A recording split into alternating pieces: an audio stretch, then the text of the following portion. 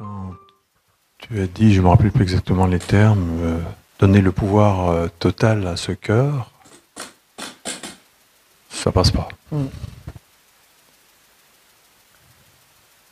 À quoi aimerais-tu donner les commandes de ta vie?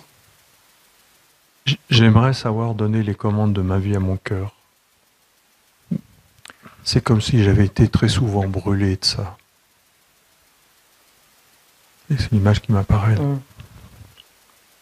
C'est comme si j'ai payé cher le fait de m'incliner.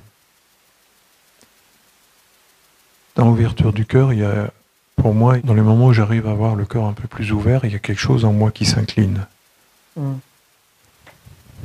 Quand on s'incline, et plus particulièrement quand on donne son pouvoir, on s'est fait jouer des mauvais tours.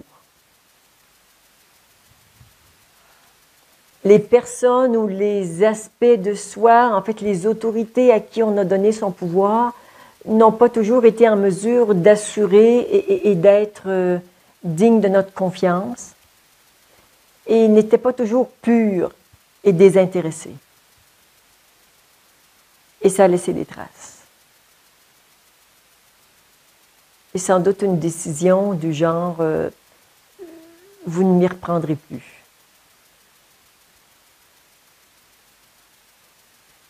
Ce qui fait que maintenant, avant de donner son pouvoir, en tant que disciple, si je veux vraiment être capable de lâcher le contrôle, ici au niveau où il ne devrait pas y avoir de contrôle, seulement du service, du oui, c'est le serviteur. Donc, ce n'est pas là pour contrôler un serviteur, c'est là pour se mettre au service et faire ce qu'on lui demande.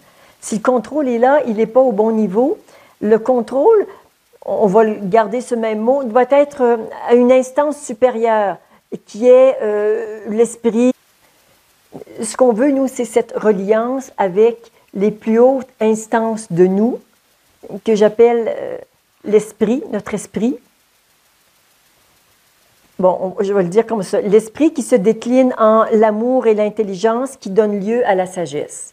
Et si je me tourne vers ce côté amour, ce yin, et qui m'habite, vers cette capacité à ouvrir, à accueillir, même ce que je ne peux pas accueillir, à donner, à réparer, à guérir, à consoler, c'est pas spécialement intelligent, c'est le cœur à l'œuvre.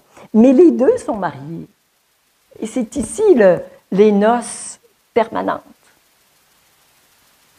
Alors, pour toutes sortes de raisons, l'un ou l'autre peut être plus ouvert, mais nous avons à les ouvrir, à les déployer, d'abord à les reconnaître d'en haut et à les faire vivre, à les incarner, ici et maintenant, au quotidien, dans toutes nos décisions, dans toutes nos paroles, dans tous nos gestes.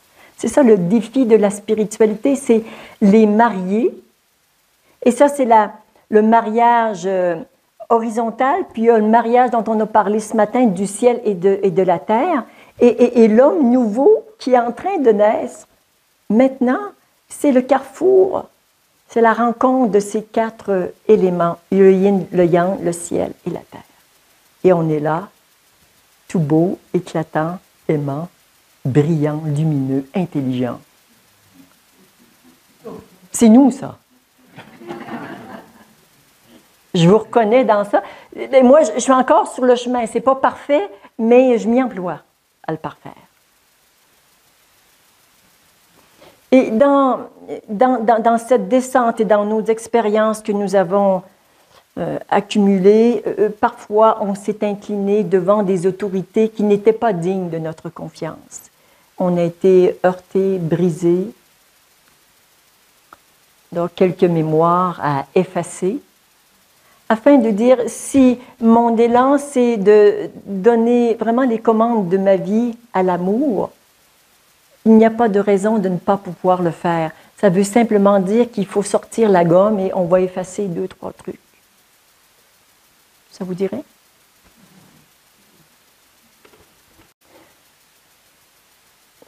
Nous revenons sur les propos évoqués hier. S'incliner de plus en plus. Et comme l'évoquait François, si à l'intérieur de moi, ça peut plus s'incliner parce que la dernière inclinaison m'a coûté très cher, je suis encore marquée de ça, et ça ne va pas. Il faut que je puisse avoir la liberté de m'incliner, voire de me prosterner quand je veux.